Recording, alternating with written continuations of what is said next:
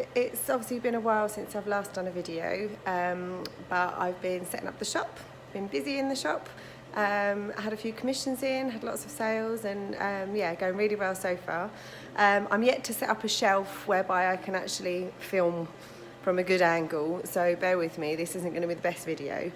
But I had a delivery today of lots of new Just Resin pigments, and they are such gorgeous colours that I have to give them a go. Obviously it's Valentine's Day coming up soon, so I'm going to do them just a little resin piece on these MDF hearts. I'm not going for your typical pinks and reds because I've done lots of that recently and the colours are just too exciting. I want to use those ones. So yeah, enjoy.